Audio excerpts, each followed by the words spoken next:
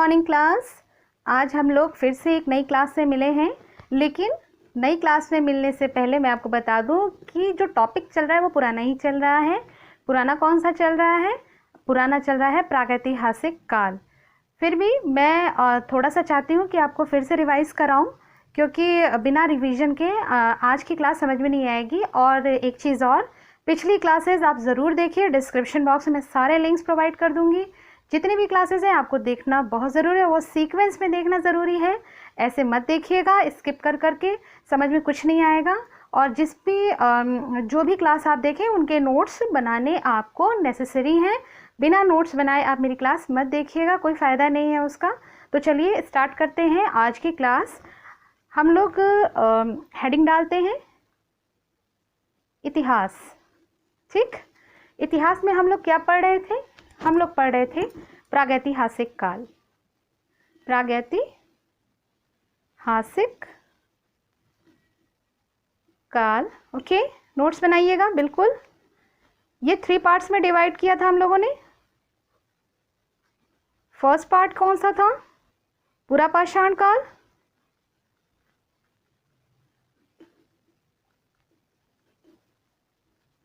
Second part था हमारा मध्यपाषाण काल।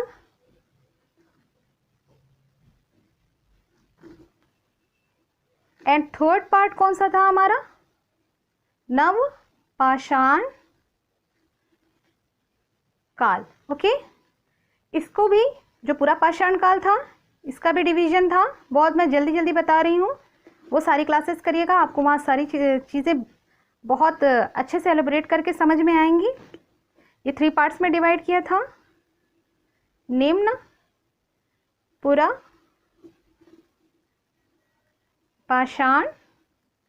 काल, सेकंड मध्य पुरापाषाण काल, एंड थर्ड इज उच्च पुरापाषाण काल। ठीक है, पिछली 2 क्लासेस में मैं एक चीज़ रह गई थी जो मैंने नहीं बताई, वो मैं अब आपको क्लियर बता देती हूँ।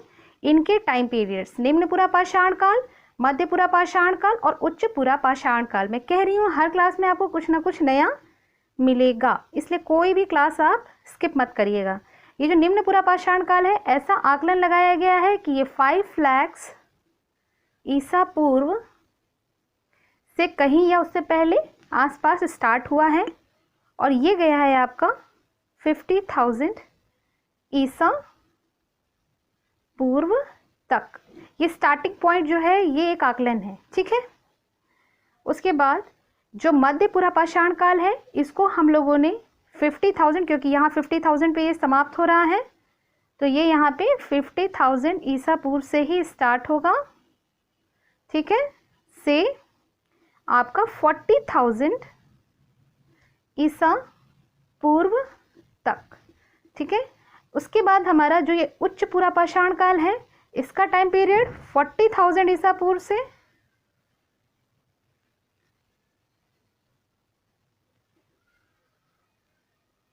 10,000 ईसा पूर्व तक है, ठीक है।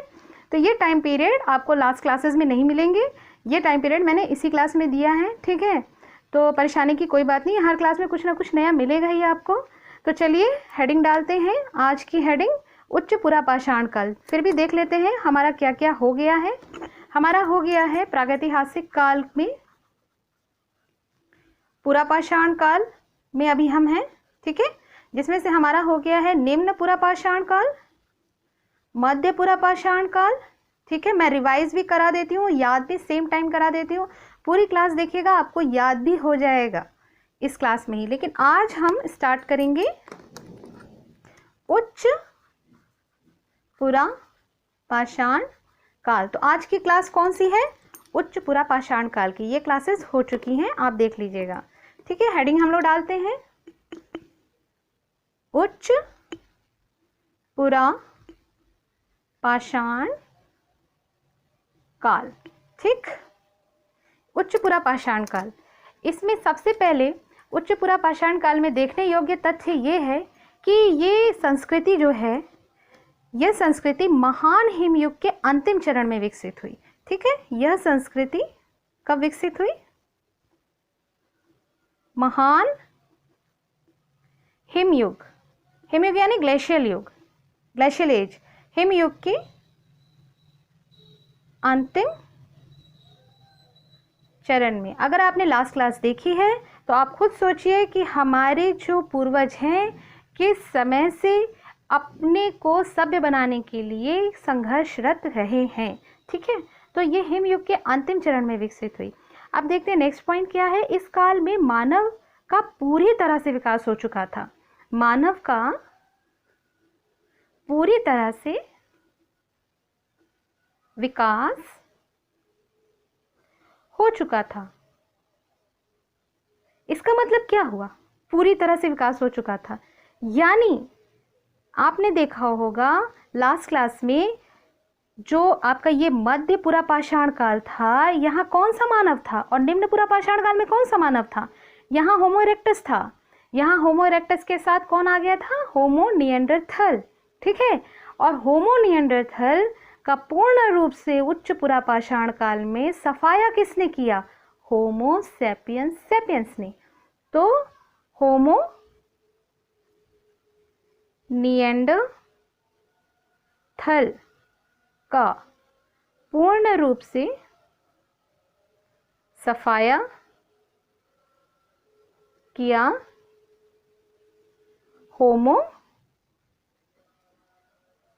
सैपियंस सैपियंस ने। ये होमो सैपियंस सैपियंस कौन है ये भी देख लेते हैं। होमो सैपियंस सैपियंस ये हैं आधुनिक मानव। ठीक है, आधुनिक मानव यानी आप और हम। ठीक है, इन्होंने सफाया कर दिया। छोटी मूर्तियों और चित्रकारी का उद्भव हो गया। अब देखिए हुआ क्या क्या। छोटी मूर्तियों यानी ये कलाकार हो गए। अब छोटी मूर्तियों और चित्रकारी, सोचिए चित्रकारी यहां से इंट्रोड्यूस हो गई, पेंटिंग का उद्भव हुआ।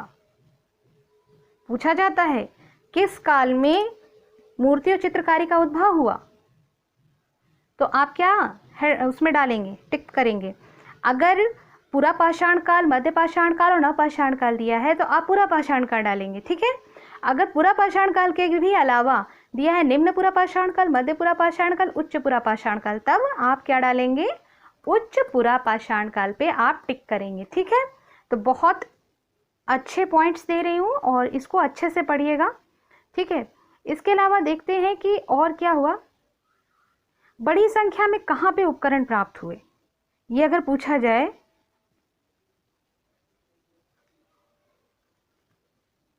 उपकरण प्राप्त हुए तो ये हुआ आपका रेनीगुंटा में। ये स्थान है। मैं साइट्स की अलग क्लास लूँगी, ये मत सोचिएगा कि मैं इतने ही पे ही छोड़ने वाली हूँ। इनके जितने भी साइट्स हैं इन सब के वो मैं अलग से टेबल के फॉर्म में लूँगी। ठीक है, उसको रटना बहुत ज़रूरी है और उसको पढ़ना भी बहुत ज़रूरी है। ठीक है, तो उसके लिए बेफिक्र रहिए, कुछ जाएगा नहीं आपका। ठीक है, अच्छा उपकरण कौन कौन से अब हुए ये भी देख लेते हैं, उपकरण के नाम भी देख लेते हैं। उपकरण में आपके थे खुरचनी, उसके बाद छोटे चॉपर चॉपिंग,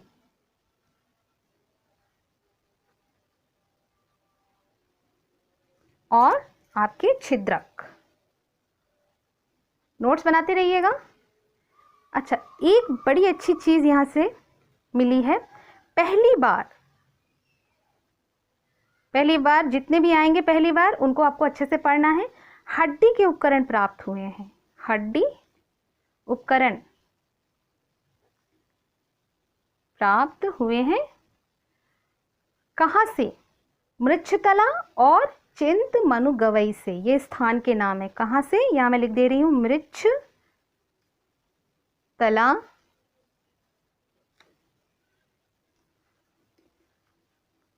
और चिंतमनु गवई, चिंतमनु गवई से। ठीक है, और देखते हैं और कुछ अच्छी बात इसमें मिल जाए अगर हमें। इस काल में जो सबसे इम्पोर्टेंट बात थी वो ये थी कि उपकरण पतले, उपकरण जो थे पतले हो गए और पतले और धारदार हो गए, धारदार हो गए। इसका क्या मतलब हुआ? इसका मतलब ये हुआ कि आकृति ब्लेड जैसी संरचना प्राप्त होती है। ठीक है, ब्लेड जैसी संरचना प्राप्त होती है। और देखते हैं जो इनके यहाँ की जो उद्योग था, ये जितना भी ये उपकरण उद्योग, ये सब बहुत ही परिष्कृत हो गया इनका। ठीक है, और जो भी इनके पहली बार हड्डियों के बहुत सारे औजार भी मिले। तो ये तो हमने देख लिया, पहली बार बहुत सारे हड्डियों के औजार मिले। इसके अलावा देखते हैं और क्या हुआ। तो जो मूल डैम है, मूल डैम कहाँ स्थित है? कर्नाटका में, महाराष्ट्र में स्थित है। और यहाँ से लेवेलॉयड औजार मिले हैं। ठीक है, मूल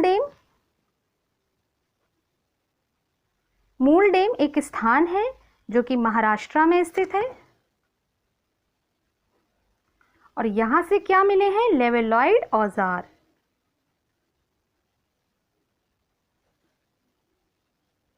ठीक है, ये औजार के प्रकार हैं, टूल्स के प्रकार हैं। इतनी डिटेल में आपको नहीं पढ़ना है, इसलिए मैं आपको नहीं समझा रही हूं। फिर भी अगर आपकी क्वेरी होगी तो आप कमेंट सेक्शन में नीचे कमेंट कर दीजिएगा, मैं ये भी सब आपको समझा दूंगी। बट इसकी ज़रूरत नहीं, मैंने स्टार्टिंग में कहा है, मैं आपको सिर्फ और सिर्फ रेलेवेंट पॉइंट देने वाली हूँ जो आपके एग्ज़ाम में आए और जो आपके काम आए। ठीक है, इसके बाद और एक दूसरा पॉइंट देख लेते हैं कि इस उद्योग में एक नए चकमक उद्योग की स्थापना हुई। तो किस उद्योग की स्थापना हुई इस काल में? उद्योग की स्थापना हुई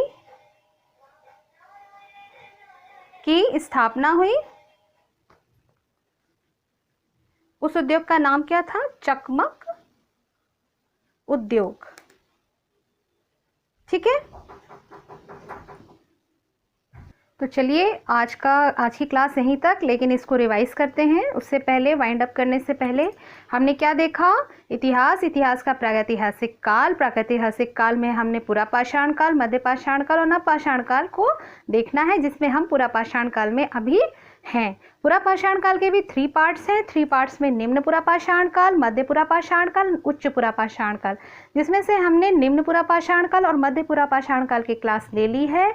डिस्क्रिप्शन बॉक्स में आपको सारे लिंक्स मिल जाएंगे, आप वहां से देख लीजिएगा। इसके अलावा हमने क्लासिफिकेशन ऑफ हिस्ट्री और मानव के विकास की भी क्लास ली है, वो भी मिल जाएंगे, आप उसको देख लीजिएगा। आज हम लोगों ने उच्च पुरापाषाण काल देखा और उच्च पुरापाषाण काल का टाइम पीरियड भी देखा, 40,000 ईसा पूर्व से 10,000 ईसा पूर्व तक। और इससे पहले हमने निम्न पुरापाषाण का काल भी देखा, 5 लाख ईसा पूर्व से 50,000 ईसा पूर्व। मध्य पुरापाषाण काल का काल 50,000 ईसा पूर्व से 40,000 ईसा पूर्व, और ये 40,000 ईसा पूर्व से 10,000 ईसा पूर्व तक। उसके बाद हमने ये उच्च पुरापाषाण काल हेडिंग डाली और इसके कुछ रेलेवेंट पॉइंट्स को देखा। वो रेलेवेंट पॉइंट्स क्या क्या थे, चलिए वो देख लेते हैं। यह संस्कृति महान हिमयुग के अंतिम चरण में, तो किस में? महान हिमयुग जो सबसे बड़ा हिमयुग रहा, उसके अंतिम चरण में इस संस्कृति का डेवलपमेंट हुआ।